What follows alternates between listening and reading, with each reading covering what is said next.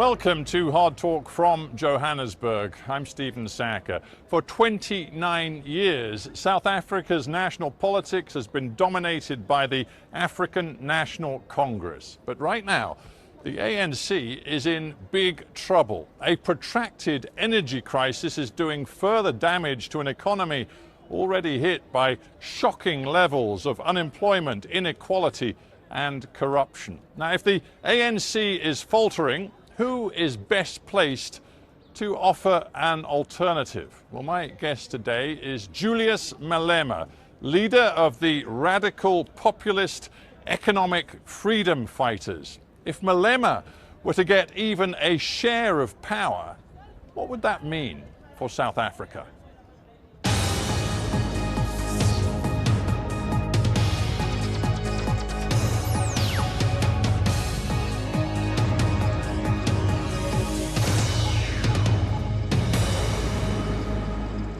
Julius Malema, welcome to Hard Talk. Thank you very much.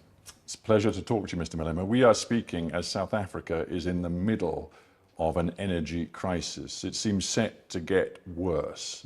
What do you think it is doing to this country? Well, its aim is to collapse this country and undermine the democratic project because those in power have relegated their responsibilities to who we don't know. They've not maintained the power stations. They've not built the new ones that are functional. And as a result, we are where we are. The interim CEO of Eskom, the state-owned energy company, said yesterday that over the coming months of winter, they might get to a stage 8 situation, which means there could be power cuts for pretty much 12 or more hours per day. But you have gone further. You have said that you think the grid will collapse. In fact, you said South Africa is going to be plunged into darkness within 2 weeks. Why are you exaggerating? I'm not exaggerating. I said this before they told you there was a stage 8 coming. The stage 8 is to prepare you that the worst are coming. And I'm telling you the truth as is. What is it that can avoid the collapse of the grid, which they've done in between? Which station have they built that is functional to its expectation? Which station have they maintained? Have they said, this one, we're closing it down, we're going to engage in major maintenance of this station? Nothing major has been done.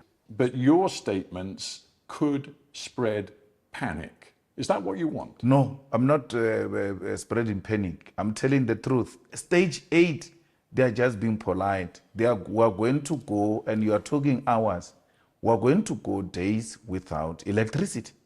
It's a reality that we need to deal with. Even after announcing stage 8, the manner they did, which ANC politician have you seen panicking?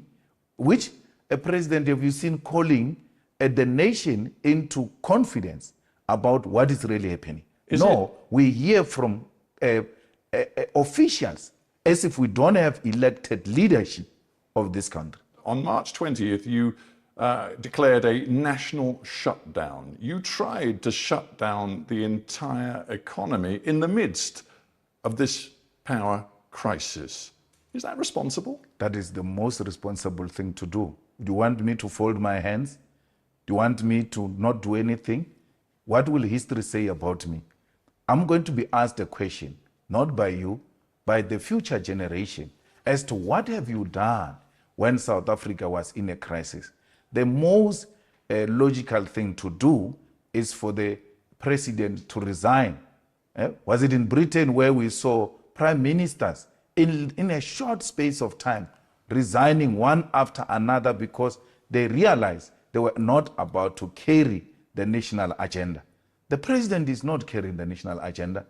We need a government of national unity constituted by all of us who are not driven by political party interest, but the interest of South Africa to resolve this immediate crisis, which will affect all aspects of our lives. National unity, Yeah. you say. You also said at the time of the national shutdown, this shutdown is the beginning of a revolution. No one can stop it. No army can stop it. No police can stop it. Some of your members put out videos threatening to beat up teachers and police if they went to work. One even threatened to beat up pupils if they went to school. And you talk to me about national unity? But that video of a person who was threatening to beat up pupils if they go to school is an old video. I think Hard Talk should have done its research to now realize that video has been resurfaced to support a certain narrative. There's no such a thing. I'm telling you, there's going to be a revolution. Let the grid collapse and let's see what's going to happen. Let the grid collapse. I'm saying to you. How do you think South Africans are going to feel hearing you say that? People who are losing their jobs, people who have no income, and you just say... You are misinterpreting me. I'm saying to you, let the grid collapse as it is going to happen and see what's going to happen in this country. I'm not wishing it. I'm saying it's going to happen. And you will see what's going to happen. Do you think that once the grid collapses, people are going to exchange roses with government? People are going to rise. And when they rise, there will not be any leader who will be leading them. There will be leaderless, there will be anarchy, there will be looting all over this country because nothing will be working. So if you think that I was bluffing on the 20th of March, I was just saying to this government and the people of South Africa, something ought to be done to avoid what is possibly coming, which is going to be a leaderless revolution. That's very powerful rhetoric, but the truth is, on 20th of March, according to employers, 70% of workers across the country went to work. One political commentator said that actually the failure of the national shutdown was a, quote, humiliation for Malema. From where we're sitting, the shutdown was successful. Nothing was operating. The South African media was at the public transport, taxi ranks, at bus ranks. The taxi drivers themselves, the bus drivers themselves have said, we showed up, but there are no people. So if you are going to listen to a desktop, possibly a racist analysis of wanting to undermine the narrative of the success of the shutdown, then that's your own baby to nurse. But the reality is that nothing functioned on that day. You can go to the public broadcaster, you can go to independent media outlets in South Africa to give you the footage of the day, every corner. And what even makes me happy is that even in the rural areas, where normally the revolution never takes place, the people were out in their numbers saying, enough, it's enough. Let's think about the lessons to be drawn from the current crisis, because what we see is a state-operated energy giant which is failing to work. It is not delivering power to the people. We have other major state-operated companies, for example, Transnet in the transport and logistics sector, which are failing the people of South Africa. One, we could look at the aviation sector, all sorts of sectors where the state has failed. And yet your message is you still want to confiscate all privately owned land, essentially nationalize all privately owned land. You want to nationalize the mines, you want to nationalize the banking sector, and these are the key pillars of South Africa's economy. You want them all in state hands, and you, Julius Malema, are saying to the South African people, elect me, and I and my associates in the economic freedom fighters will run this economy. Absolutely. You know, 95% of South Africa is electrified. Do you know that South Africa gets water today? Do you know that South Africans, they're watching a public broadcaster? All these examples I've given you are state-owned. But do you know that we have seen this experiment played out in other countries? I'm thinking of Zimbabwe, I'm thinking of Venezuela, and the model does not look good to many South African people who see it. No, it looks good. We're using it now. We were better off now owning this. It's not like I'm saying, let's go and take Eskom out of the hands of the private sector. We are owning it already. So, and then South Africans have accepted and are happy with what You're owning it already, and it's a complete mess. That's why South Africans are saying Let's get proper people to go and run these institutions. Are you the proper person? I'm a proper guy. I mean, I don't want to go too far back into history, but at various times you failed to actually file a tax return on time. Yeah. You've been accused of different financial offences. You've never been convicted, but some of those charges were never brought to court. But you tell South Africans, despite your own history, you are the guy to run their economy. That's why. That's a mind of a lazy person who doesn't do his work. You will have to refer back to 15 years. I've grown up over a period of time, build a solid political party. The only thing you can keep on referring to is what you interviewed me about it 12 years ago. Get something new, my brother. No, I'm very... Show a skill of a hard-working presenter who does his research. You can't falter me. Since I've made my mistakes on tax when I was very young, when I was almost 27 years old, fixed that problem. Today, I'm a 42-year-old married man with children who has taken responsibility and built a solid party to be the third largest party without the support of white monopoly capital and the owners of the South African economy. You keep on referring to old and old things because you are now beginning to sound like a scratched CD. You have every right to tell me you have changed. Tell me of me now. I've been in Parliament for 10 years. Let's take one particular aspect of your policy positions. Yes. Do you think aligning yourself with Vladimir Putin is going to be good for South Africa? But that's what it is now. South Africa is in alliance with Russia, with India, with Brazil, with China. So why are you asking me as if it's some policy that is going to be implemented after I took over? South Africa is in alliance with Russia now. South Africa right now calls itself non-aligned. In the context of the war, but these are two different things. South Africa is an ally of Russia. Now, the second question is, where does South Africa stand on the war? It says I'm a non-aligned in relation to war, but Russia remains South Africa's friend. So we cannot create confusion around there. Don't create an impression that it is Malema who's going to come and create an alliance with Russia. But there are some very specific... Actually, I will go beyond that. I will go beyond the friendship with Russia, and in the war, I will align with Russia, and I will even supply the weapons to Russia.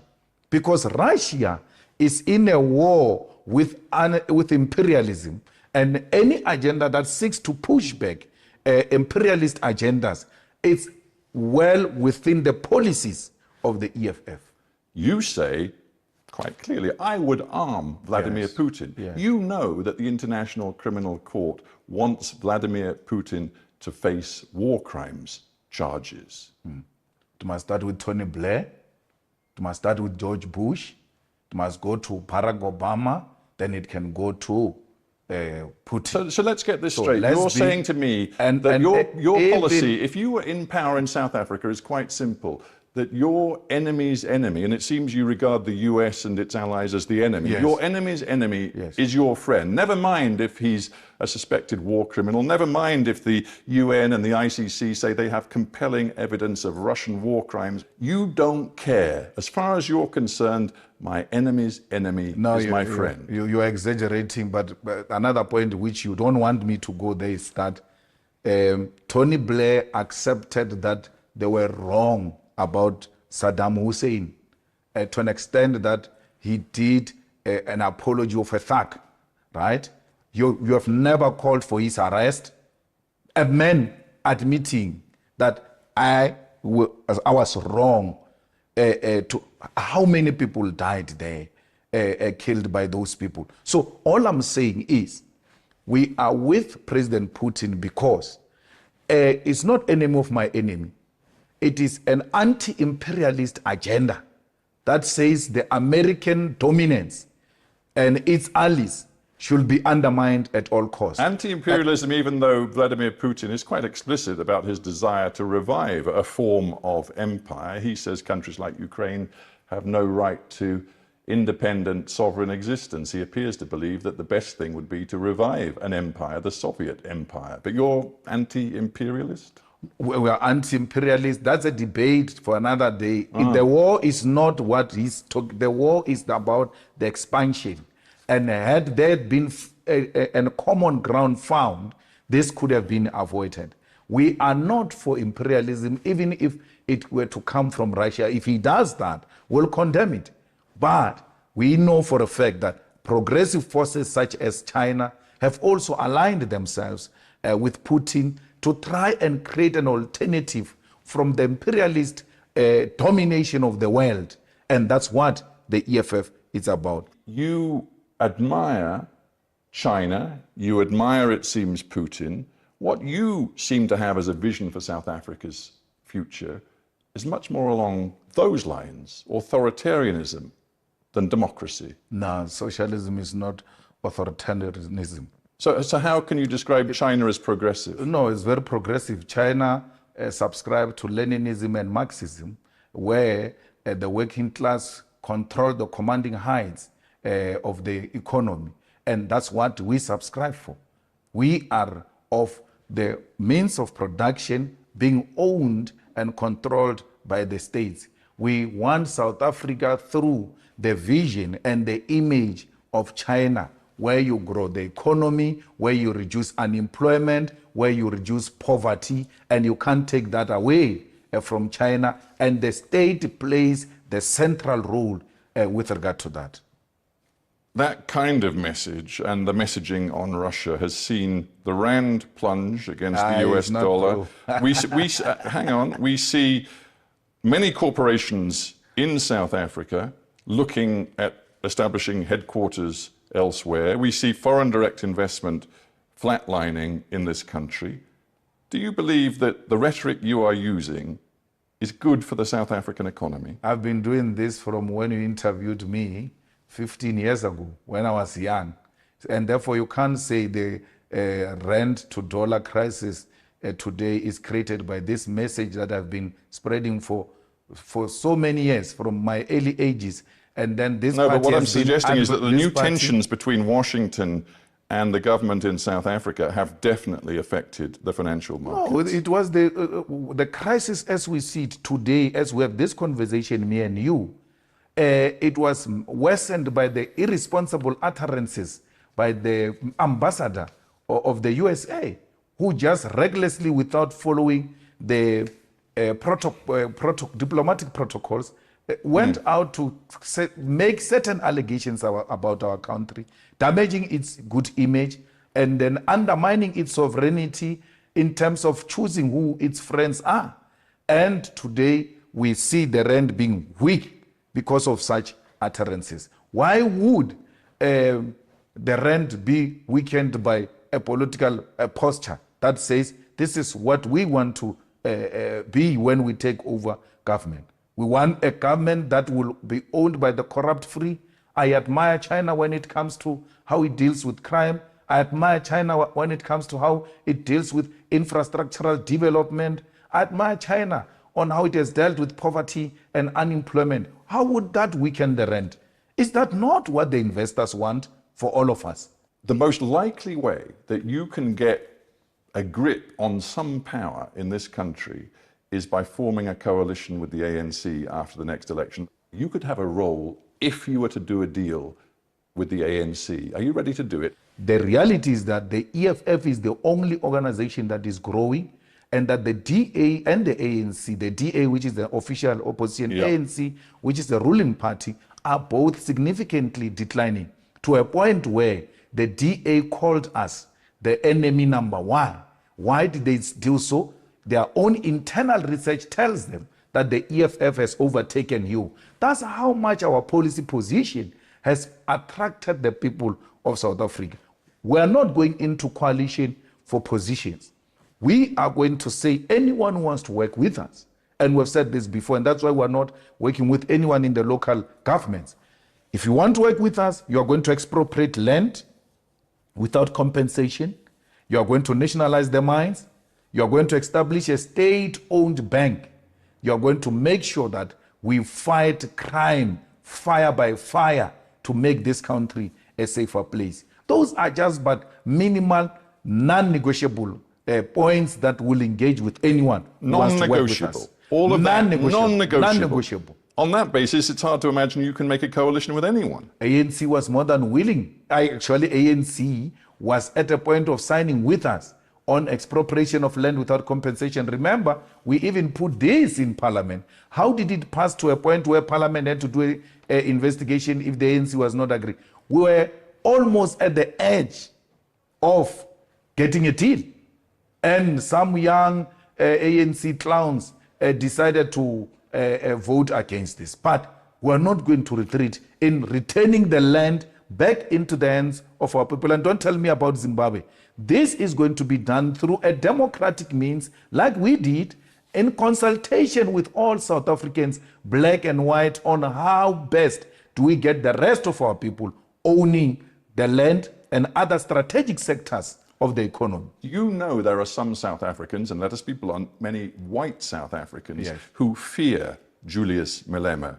Some of them have said to me, if Malema gets to power or close to power, I will leave this country. Do you welcome their fear, or do you want to find ways to overcome their fear? I don't welcome their fear. Stephen, they said that about Mandela, the most celebrated Mandela. You're talking about me. They said if Mandela, a prisoner, becomes the president, who will live in this country, and they left. I was in the Vaal River the other day, looking at some of the houses that whites abandoned in 1994 when Mandela became a president. They are not scared of Julius Malema. They are scared of an independent black man who's not controlled by any white person, who's not controlled by London. Last year, you said this. It was after you'd questioned whether a particular white person, why they hadn't been located and, quote, taken to an isolated space where our supporters could attend to the guy properly. And you went on to say, you must never be scared to kill. A revolution demands that at some point there must be killing, because killing is part of the revolutionary act. Absolutely. This was last year. Absolutely. Absolutely. You can't say you are a revolutionary and then be scared to kill. But once you go killing people around, you are a terrorist. When you've got the support of the majority of your people to engage in war, and the majority of the people are with you, that is the revolution. It's not terrorism. And therefore, I'm not a terrorist. That's why I'm saying, at least for now, the conditions have not dictated that there should be anyone who should go to the bush and engage in war to kill. But if those conditions necessitate, will without hesitation do that. The same way the generations before us, when conditions necessitated, they were not scared to take up guns and shoot to kill. So I'm not saying anyone must be killed. All I'm saying is, let everybody come to the party. Let's build this one country and give away our privilege, but for the privilege of all. Your vision of South Africa's future, will it come through the ballot box, or will it come through what you call a revolution? It will come through the ballot box. A ballot box that produces a revolutionary party will unleash the revolution. And the revolution, when it is unleashed through democratically elected government, is the changing of the system, where you radically defeat capitalism and introduce a socialist state. We still believe in the EFF, fundamentally so, that the power to the people must be ushered in through the ballot. And nothing else must be looked at except the ballot. However, when the need arises to defend ourselves through whatever means necessary, we'll do so without hesitation. Julius Malema, sadly, we're out of time, but I thank you very much for joining me on Hard Talk. Thank you.